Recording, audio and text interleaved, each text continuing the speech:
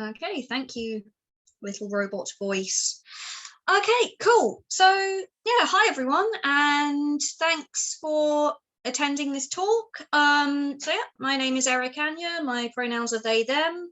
I'm not actually technically a film studies scholar.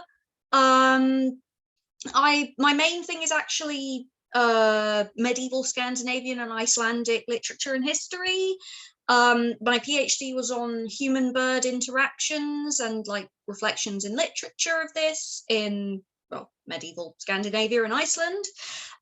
So yeah, I do have a background in sort of human-animal stuff, the idea of what constitutes a human in various cultures.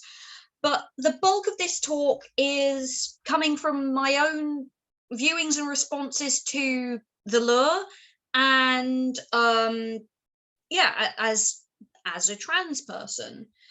Another quick disclaimer, I originally wrote this with a lot more, well, I wrote the pitch with a lot more human animal theory involved. Unfortunately, since then, I now have 2 customer service jobs, and it turns out that that's quite difficult to write a talk around. So this has been pared down a bit, and I'm mostly now looking at trans misogyny and trans rage.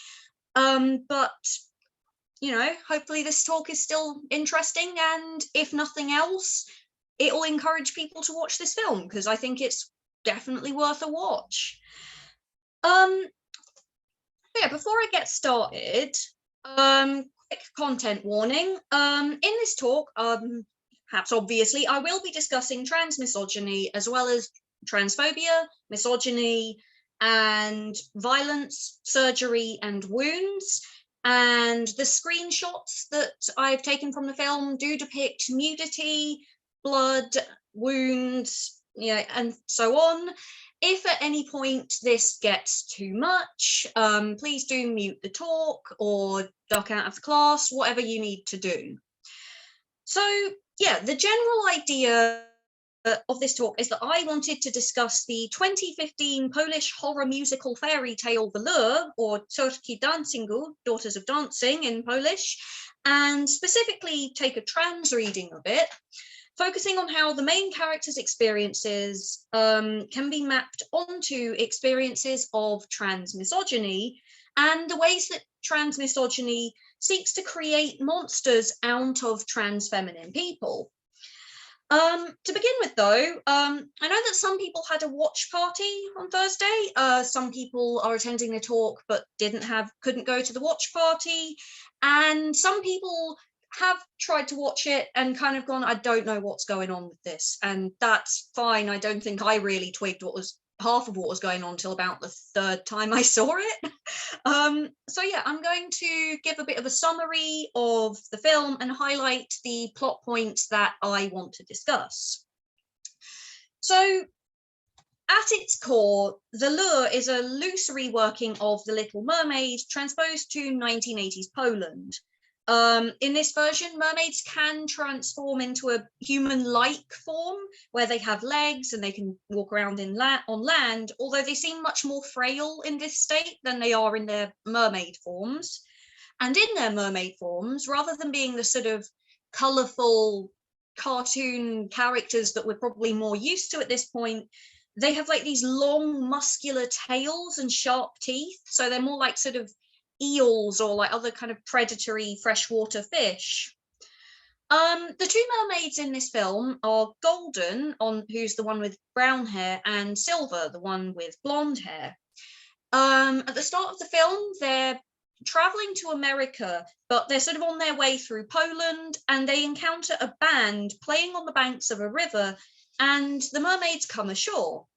The band takes the mermaids to the nightclub where they perform, and initially the band singer, Krysia, who is between them in this screenshot here, seems to sort of try and kind of discourage the nightclub owner, maybe. She says that Golden and Silver are her friend's daughters, but the band drummer then basically proposes that the mermaids join their act. The nightclub owner conducts an audition of sorts, inspecting the mermaids in their human forms, where they lack genitals, and in their fish forms, where they possess orifices that are kind of analogous to vaginas. It's unclear what else he does to them, but when the band re-enter the room, both mermaids are unconscious. Despite this, he takes them on as backing vocalists and striptease performers. The film is then intercut by several of their performances, many of which use the themes of the sea or marine life in their aesthetic and their lyrical content. And over the course of the film, it looks like the mermaids replace Krisha as the nightclub's in-house lead singers. Silver, the blonde one, as I said, falls for the band's bassist, Mietek, while Golden is focused on their travel plans. And in spite of repeated warnings by Golden and others that Silver risks turning to sea foam if she falls in love with a human who then marries someone else, well, Silver follows her heart. Of the two mermaids, Golden is also the one who is more sort of in touch with her mermaid side. At several points in the film, she is shown to seduce and eat humans. And while Silver largely seeks the company of humans when she feels lonely, Golden is kind of the only other character she seems to socialize with is Triton, who is a fellow sea being among humans who has prominent scarring on his face and head from where his horns were broken off. And in a sort of fairly blink and you'll miss it detail, Triton also has scarring around his torso, which suggests that he has undergone the same surgical humanization process that Silver pursues, although it's never actually addressed or mentioned at any point in the film. While Silver and Mietek kiss each other enthusiastically, Mietek explicitly tells Silver that he will not have sex with her, as she is, in the form where she can have sex, a fish, an animal, and not a human. Silver is understandably upset by this, and she ends up undergoing an operation to replace her mermaid tail with human legs, which are donated by a similar-looking human woman. The scene in which this happens is relatively graphic, if stylized, showing Silver and her human lookalike in baths of ice as a surgical team saw through Silver's torso, lift the legs to her body, and sew them in place. Silver loses her voice as a result of this procedure and needs a prolonged period of physical recovery. She initially seems excited by the results of this operation and at the possibility of a relationship with Mietek as a human. And Mietek himself is shown to be disgusted at Silver after he initiates sex with her early on in her recovery, only for her to bleed on him because she hasn't healed yet. Perhaps inevitably, Mietek breaks up with Silver and becomes involved with a human woman that he meets while he's recording some music. The final scene of the film takes place at the wedding between Mietek and this woman. Among the attendees are not only the band, who at this point have also broken up, but Golden and Silver. Silver is, at this point, not even trying to whisper. She's just completely not speaking at all. And she's using crutches as mobility aids while she's walking. Despite this, she gives the couple a very happy look that they really don't deserve. I think Golden is much more on the money with how she's looking at it in this shot. Silver is told that she must kill and eat Mietek before daybreak, or else she will turn into sea foam. However, despite the fact that Mietek offers to dance with her and she has the opportunity, she seems completely unable to bring herself to do so. And she turns to sea foam as they dance. Upon seeing this, Golden breaks down and attacks Mietek, biting out his throat before fleeing into the water as the other wedding guests look on in shock.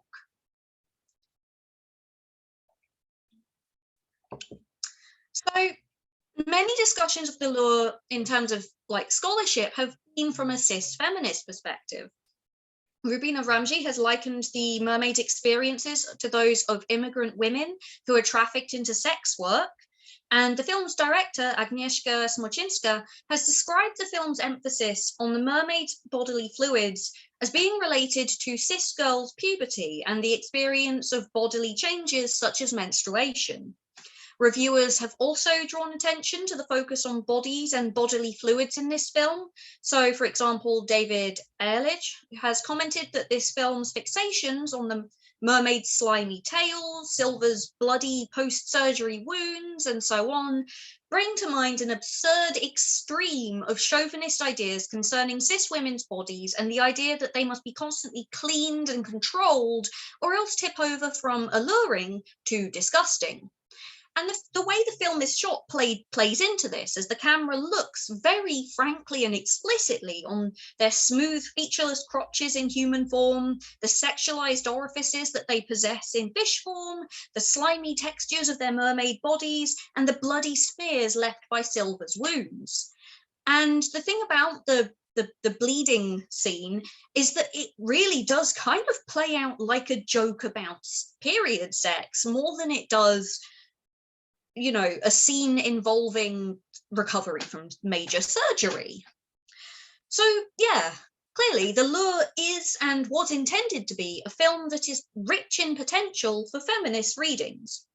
But what about queer readings? So the film's source material, The Little Mermaid, is itself very rich in queer readings. The short story that it's based, that the original short story was written by Hans Christian Andersen in response to a man that he was in love with getting married to a woman. Andersen, as most of you probably know from Twitter, had a very turbulent emotional life, with dramatic emotional attractions towards both men and women, and a persistent feeling that his affections were spurned due to his looks. The Disney adaptation, meanwhile, has had a gay lyricist and producer and a gay animator, and has many elements regarding forbidden love that can be read through a queer lens. On top of this, Leyland G. Spencer has argued that both the short story and the film can be read through a trans lens. In the short story, a trans reading focuses on the mermaid's decision to die alone as a human rather than return to life as a mermaid, while in the Disney film, Spencer argues that the trans reading is in the tension between the protagonist's desire to perform a human identity and the societal and family pressures upon her to be a mermaid. But what about queer readings of The Lure? So both Sebastian Jagielski and Martine Mussis have commented on the fact that Golden is very explicitly not straight. She seduces a policewoman who is at the nightclub and they have sex. Mussis views this as part and parcel of the feminist approach. She argues that to feature a lesbian scene is to decenter the universality of the masculine gaze. Furthermore, Mussis argues this scene invokes the monstrous feminine. The image of what is horrifying about women and women's sexuality in patriarchal culture is the idea of sex without men. I'm not 100% sure of all of Mussis' readings regarding gender in The Lure. For instance, among other things, I find her comments on the inherent masculinity of rock music reductive regarding both the scene in the film involving Triton's punk band and of women's contributions to rock music as a whole. And I'm not really 100% sure that Golden seducing a woman on screen is necessarily always in and as of itself an act of feminist filmmaking, but you know, this is my reading, and Mussis has her reading. Jagielski, meanwhile, situates the lesbian sex scene as sort of within what he considers to be the film's broader queer rebellion in the way it looks, as it blends genres that are usually considered lowbrow, so horror and musical, and it has very camp aesthetics, so like sequins. The opening full music number is a rendition of I Feel Love. It's got this sort of dilapidated nostalgia to it, so like the department store that they frolic through at one point was actually scheduled for demolition pretty soon after that scene was shot.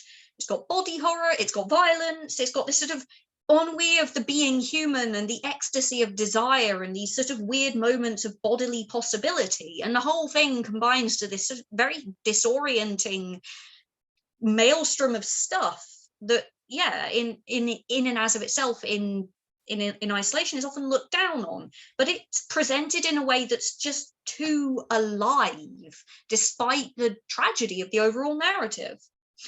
But yeah, rather than focusing on Golden's sexuality, I wanted to look at Silver and view her story through a trans lens. While her desire for Mietek is readable as a straight romance, I will argue that her story and the ways that she is treated have several parallels with the experience of trans misogyny, and furthermore, that the ways that Silver is made into a monster by the film and by those who refuse to view her as human hold parallels with the way that present-day society treats trans feminine people as monsters. The ultimate tragedy of Silver is that she deeply wants to be treated and loved like a human woman, especially by the human man that she loves. But the fact of her body means that those around her always see her as other than and less than a human woman. Even after undergoing a surgical procedure to better fit the model of human womanhood, she is cast aside in favor of a human woman, seemingly because she is neither an exotic mermaid anymore, nor is she as sexually available as an able human woman. And she, in a way, she kind of attempts to transition to make herself more legible and more lovable to cis human society. So we're on the same page, I'm going to briefly explain what transmisogyny is. In short, it is a term for the intersection of transphobia and misogyny experienced by trans women and trans feminine people. Specifically, Julia Serrano defines it as a trans person being ridiculed or dismissed, quote, not merely for failing to live up to gender norms, but for their expressions of femaleness or femininity, end quote. She then goes on to explain that transmisogyny, in its ridicule and pathologization of expressions of femininity, is the reaction of a patriarchal gender hierarchy to the suggestion that if somebody relinquishes masculinity in favor of femininity, masculinity may not be the naturally superior mode of being. To counter this, patriarchal society does many of the things to trans feminine people that it does to cis women to belittle them, but more so. One fun thing it does is it creates a hyper-feminized image of trans women, focusing particularly on the idea that femininity is inherently frivolous and passive. It also hypersexualizes them, portraying trans feminine transition as a primarily sexual thing.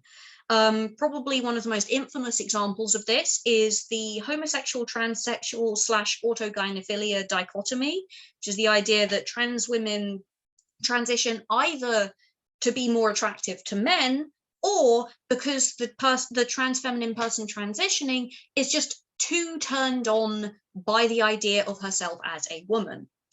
I hope I don't need to actually explain why this is inaccurate and reductive.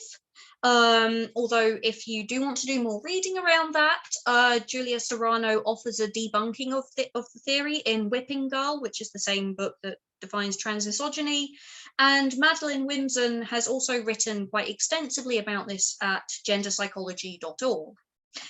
The recent media panics over public toilets reveal another aspect of this hypersexualization of trans femininity, which is the argument that trans women are transitioning in order to sexually prey on cis women. In all of these scenarios, Julia Serrano's argument that transmisogynistic hypersexualization reduces any feminine person involved, whether cis or trans, to a sexual object rather than a human remains accurate. Thirdly, Serrano points out that transmisogyny has a disproportionate fixation on objectifying trans feminine people's bodies, especially by focusing on the medical and surgical aspects of transition, whether that is through the sexualized sensationalization of trans women's neovaginas, or through fixation on the genitalia of trans women who are pre-surgery or do not wish to have surgery. something that, again, has been a particular focus of recent transphobic discourses. And the simultaneous fascination with and revulsion toward trans women that occurs in transmisogyny, I would argue, has distinct parallels with the fetishization and revulsion that occurs in the treatment of Silver by other characters, especially Mietek, in The Lure, as well as the way that Silver is represented before, during, and after her surgery by the film itself. Silver is a character who wants to be loved as a woman, but Mietek refuses to do so. He desires her, but he refuses to be intimate with her in her, quote, real form because he cannot see her as anything other than an animal.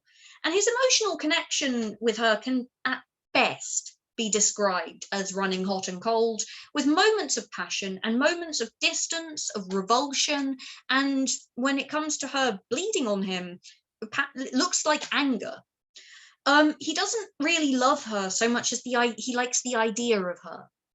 And the nightclub act that Silver and Golden perform in its many iterations relies heavily on the idea that the nightclub's patrons find a sexual thrill in the idea that in the human animal bodies and social status of the mermaids. I've got a couple of examples on the slide here. The songs, their costumes, the props, and so on all suggest and furthermore exoticize their mermaidness. And in their debut performance, they even transform from human to mermaid for the big finale. They aren't fetishized just as women. They are fetishized because they are, to the patrons, not actually human women at all because of their unusual bodies. And yeah, the camera mimics this fascination and unease with the mermaids' bodies. There's this squeamish fascination in the way shots linger on their fishtails and their human crotches and the bloody mess of Silver's stitches. And these are all shown really quite clearly. The audience are made to join in the spectacle of Silver's body as it changes through magical and surgical means over the course of the film. And the main example of this is the surgery scene itself, where Silver is shown lying in her bath of ice, singing as the surgeons bustle around her and the woman who is her leg donor. The first sawing incision that's made to remove Silver's tail is shown in close-up, with blood spurting from the opening to cover Silver's face. And the stitches are shown in equal close-up with these sort of loose, uneven, black thread stitches. There's this fascination with the idea of surgery as this sort of bloody process. And no, bottom surgery is not anything like this. But in the same way that The Lure is said to carry misogynist tropes about women's bodies to their absurd extremes in its portrayals of the mermaids' bodies, the same argument can kind of be applied here. This scene is an absurd and bloody image of feminizing surgery. And so from here, the construction of a body through surgery and the way that the film draws attention to the bloody nature of this construction, and especially the stitches, has drawn comparison to Frankenstein's monster. Martine Musys in particular draws attention to this comparison, both in terms of the physical process of stitching and constructing a body, and in terms of the moments of political and categorical upheaval surrounding both this film and Mary Shelley's book. And in light of these comparisons, I thought I would bring in Susan Stryker's My Words to Victor Frankenstein, which is a piece that's sort of part theory, part performance poem, and part personal recollection. In this, Stryker explicitly draws parallels between the experience of the monster and those of trans women. And here's a quote: "The transsexual body is an unnatural body. It is the product of medical science. It is a technological construction. It is flesh torn apart and sewn together in a shape other than that in which it was born. In these circumstances, I find a deep affinity between myself as a transsexual woman and the monster in Mary Shelley's Frankenstein. Like the monster, I am too often perceived as less than fully human due to the means of my embodiment. like the monsters as well, my exclusion from human community fuels a deep and abiding rage in me that I, like the monster, direct against the conditions in which I must struggle to exist.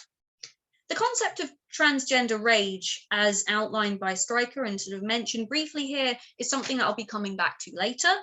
But what I wanted to highlight here was that Susan Stryker connects the act of construction through surgery alongside the processes of self-fashioning and societal rejection as marking common ground between Frankenstein's monster and trans feminine people. And furthermore, she highlights how the first of these aspects, the surgery, is highlighted and sensationalized. The sensationalization of the trans body, and particularly the trans feminine body, and how it is surgically constructed, can also be seen, as you can probably tell by now, in the way that the lure addresses Silver's surgery and the subsequent mistreatment of Silver by the very people that her surgery was supposed to appease. And yeah, Silver's transition to human womanhood just isn't taken seriously by the human characters. She can't sing or swim anymore, but the humans around her still don't treat her as a human, although they don't fetishize her as a mermaid anymore either. Mietek leaves her for a human woman, and in the final scene of the film, it doesn't seem like Silver's life has moved on since. She's stuck in limbo between human and mermaid, and her willingness to upheave her entire life and state of being to pursue passing as a human woman just isn't treated in a meaningful way by the other characters. And the thing with trans misogyny, both in the generalized sense and in the ways that I argue are mapping specifically onto my reading of Silver in the Lure, is that it casts trans women as monsters. And when I say monsters, I mean both in the colloquial terms of the phrase, as trans women are sort of portrayed as these inhuman others by the media, and in a sense put forward by academic theory. Here I'm going to be drawing from Jeffrey Jerome Cohen's Monster Culture, 7 Theses. And if you haven't read it before, it's a really great way of thinking about and with monsters in sort of quite a broad framework. And the 7 theses that Cohen puts forth are as follows. Firstly, the monster's body is a cultural body. And by this, Jeffrey Jerome Cohen means that the monster is there to be read. It comes from one particular point in a culture and is received into another particular point in a culture, whether this is the same or a different culture, and it is there to carry meaning and be interpreted. So the lure is coming from 2015 Poland, and it's being received into 2022 England. Institutional misogyny is a problem in Poland. Particularly notably, there have been several high-profile attempts to reduce access to and completely outlaw abortion in Poland. And Silver's embodiment of misogynist tropes comes from this context. And she is being received and read in my own context as a trans person in the UK, which shapes my reading of her as a figure of the monstrous/monsterized trans feminine. Thesis number 2, the monster always escapes. This can be seen in a lot of horror films, especially slasher films, but it doesn't necessarily actually seem to be the case in The Lure. Silver doesn't escape. She becomes sea foam, and she actually seems to prefer this fate to killing Mietek. But by the same token, Golden not only escapes, but she avenges Silver's neglect and death in the process in a way that is bloody and will not be forgotten. And this is not to downplay Silver's death. Every life lost to a cruel system is an injustice that is in need of mourning. But this is to say that each individual loss, in and as of itself, is not and will never be the final end. There are always more mermaids who may or may not change shape or engage with human society, and there will always be people whose existence cross, transgress, and or reject the gender binary. And while this apparently unkillable nature is used to monsterize a group, it can also be a sort of an element of hope for those who are being monsterized. You are not alone, and you will never be the last. Thesis number 3, the monster is a harbinger of category crisis. This this one's quite easily seen here. Silver is caught between human and animal, and between woman and non-woman. Similarly, transmisogyny hinges on the idea that trans women are bringing about a crisis in the category of woman. In these instances, people facing the possibility that the categories they use to define the world around them are sort of partial, maybe potentially inaccurate, usually fairly ad hoc. And in some cases, people react to this by doubling down on the categories and treating anyone or anything that falls outside of these categories as monstrous. Thesis number 4, the monster dwells at the gates of difference. This is very closely related to the previous point. As I mentioned, in cis feminist analyses of the lure, Silver exists as an embodiment of the chauvinist ideas concerning women's bodies and how they differ from men's bodies. She's slimy, she bleeds, her physical form is malleable, she's desirable, but she's not lovable, and sex with her inevitably leads to disgust. I would argue that these same observations are made to dehumanize trans women as well. Silver's initial bodily form is one that combines the human and the non-human, womanhood and otherness. It's physically possible to have sex with her, but the sharp teeth and long eel-like tail that are a part of the form she can have sex in are constant reminders that she is a mermaid. Then, after surgery, her post-surgery stitches and the loss of her voice again serve as reminders of the transplant of legs onto her body.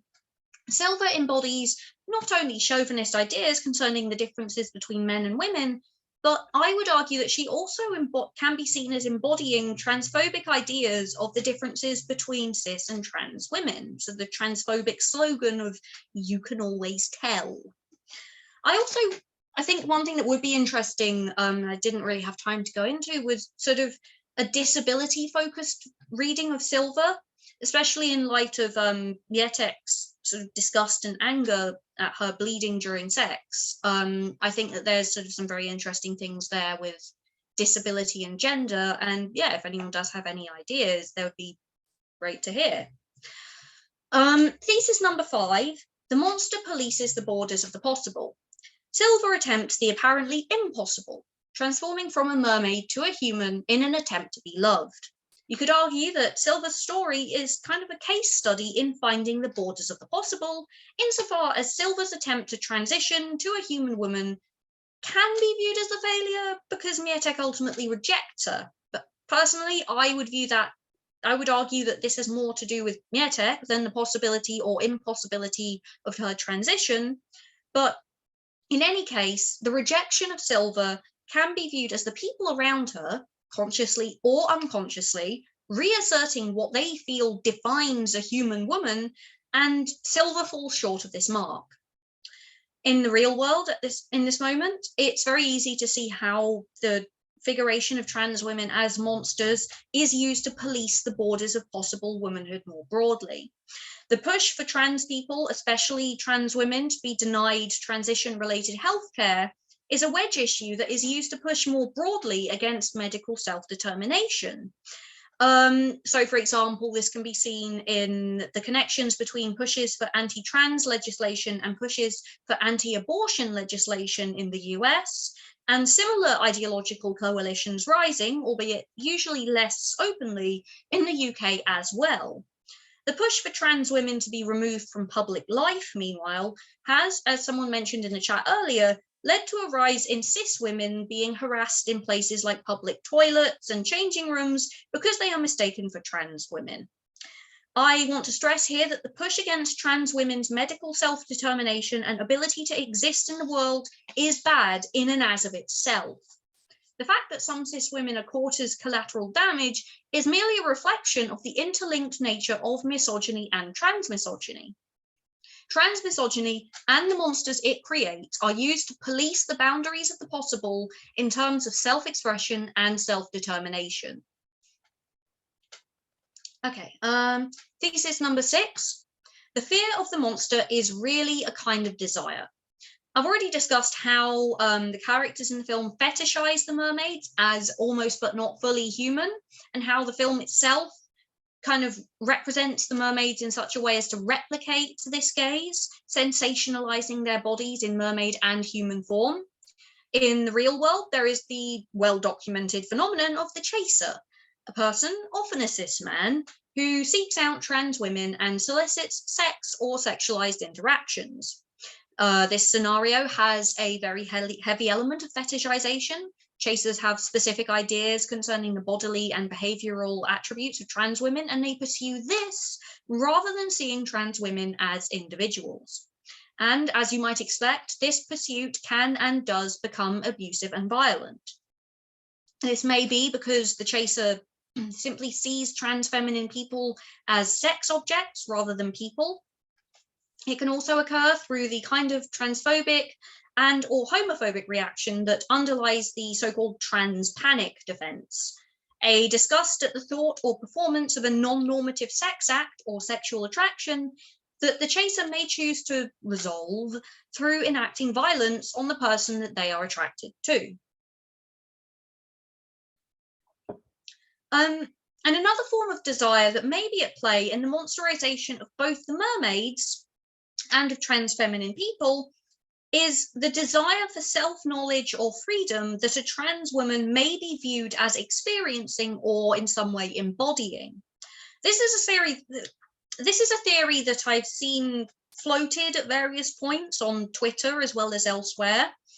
And it's the idea that some people may feel jealous of trans feminine people and monsterize or otherwise abuse them for having the audacity to not only choose, but to appreciate living in a manner that causes them to be perceived as feminine. The self-determination and self-knowledge inherent in that may be both desired and, because it feels so impossible or enviable, also monsterized. And the final thesis: the monster stands at the threshold of becoming, as in, the monsters that we create can bring about a transformative state of learning. What are we afraid of? How do we perceive the world? As Jeffrey Jerome Cohen puts it, monsters ask, quote, how we have misrepresented what we have attempted to place. They ask us to reevaluate our cultural assumptions about race, gender, sexuality, our perception of difference, our tolerance towards its expression. They ask us why we have created them. End quote. Why were gold and silver created?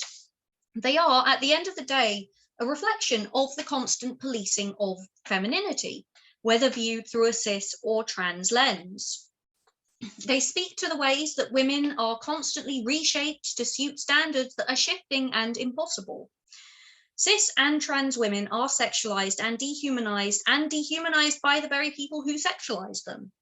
And Silver's experiences speak to those who fall outside the boundaries of womanhood and who are pushed to change themselves to fit these boundaries, only to fall short of them again and again.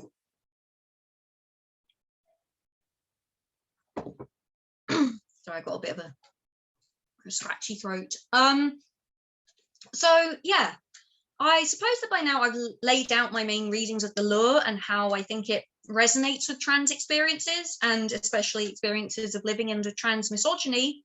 And this is sort of where things sort of feel like they start to raise more questions than they necessarily answer. I've laid out this reading, and now what? Do we place the lure among the many explicit or implicit trans feminine tragedy narratives? And yeah, this is one of these things that I've been wrestling with since I first had the idea for this talk, and one that I don't really think has a clear or easy answer. On the one hand, you can argue that yes, ultimately Silver's story is one of many tragedies, as she does ultimately die at the mercy of people who would never love her, not for who she is, nor for who she wants to be. They only scorn her for what they think she is. But I think there are also other things to take from this. So I've already mentioned Susan Stryker's words to Victor Frankenstein, and as well as articulating her feelings on trans misogyny and monstrosity, Stryker also puts forward a concept that she calls transgender rage. And quote, transgender rage is the subjective experience of being compelled to transgress what Judith Butler has referred to as the highly gendered regulatory schemata that determine the viability of bodies, of being compelled to enter a domain of objective bodies, a field of deformation that in its unlivability encompasses and constitutes the realm of legitimate subjectivity.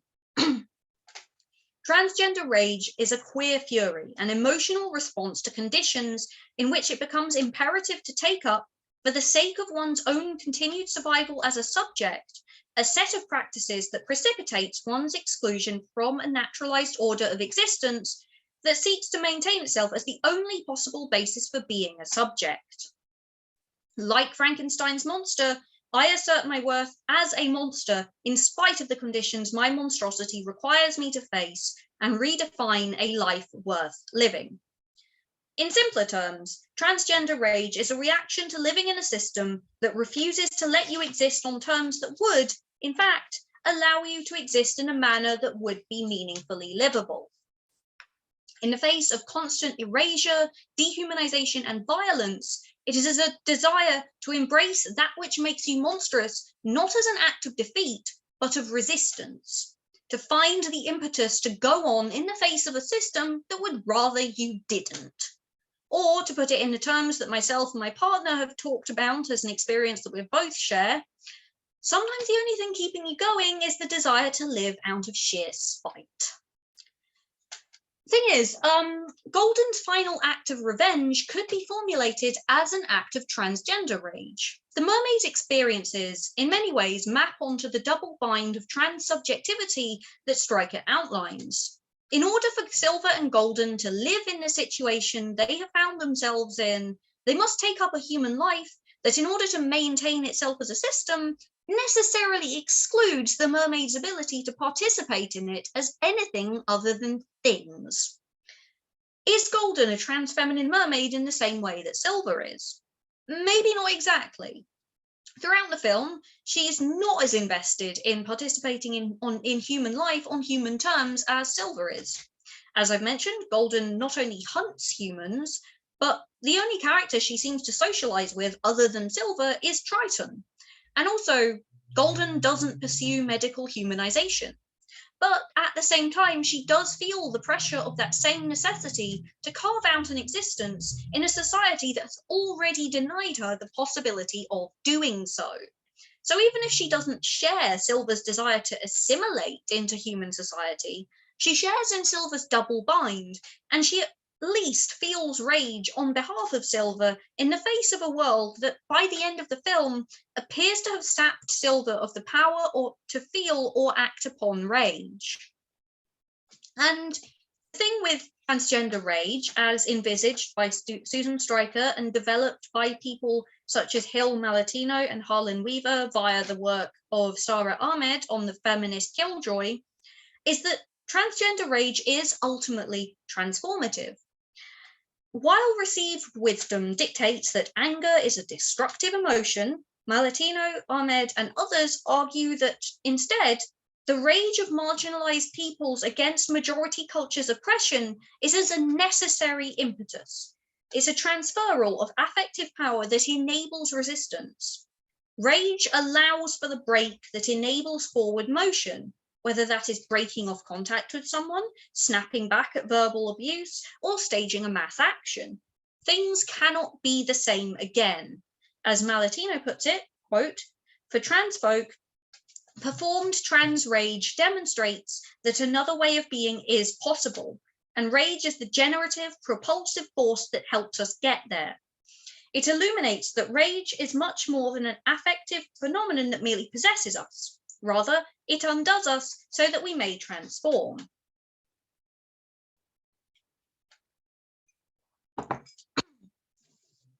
And this is kind of where I circle back to an earlier point. So earlier on in the talk, I mentioned Sebastian Jagielski's discussion on the queerness kind of inherent in Deleuze's aesthetics. Developing upon this, Jagielski also argues that Deleuze holds something of Jose Esteban Muñoz's queer utopia, a rejection of the here and now in the face of what is desired, whether or not that desire is possible or impossible or something else. And I think there's quite a good argument there. The lure's sort of occasionally disjointed amalgamation of high camp nostalgia, grotesque body horror, tragedy, melancholy, ecstasy, holds a sort of queer excess that pushes against human mundanity. And on the one hand, the ending of the lure can be seen as a kind of a move away from this excess. So if you just look at it, the colors are less saturated and the lighting and the surroundings feel weirdly kind of muted and naturalistic compared to the mermaid brightly lit romp around a decaying department store, or the sort of weird technicolor squalor of the band's flat.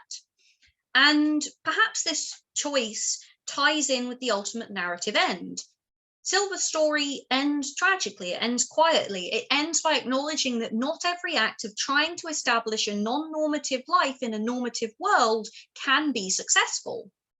But then, even though Golden might not have tried to transition into human womanhood in the same way that Silver did, her final act of revenge can sort of be viewed as a kind of transgender rage, whether on behalf of herself, of Silver, or of both.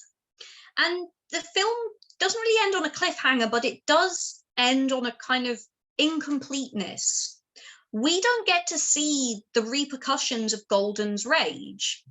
We see the shocked reactions of the onlookers. We see Krisha briefly reach toward her as she flees, but we don't find out why. We don't find out what happens after that. But there is the suggestion that this act of rage has produced a break.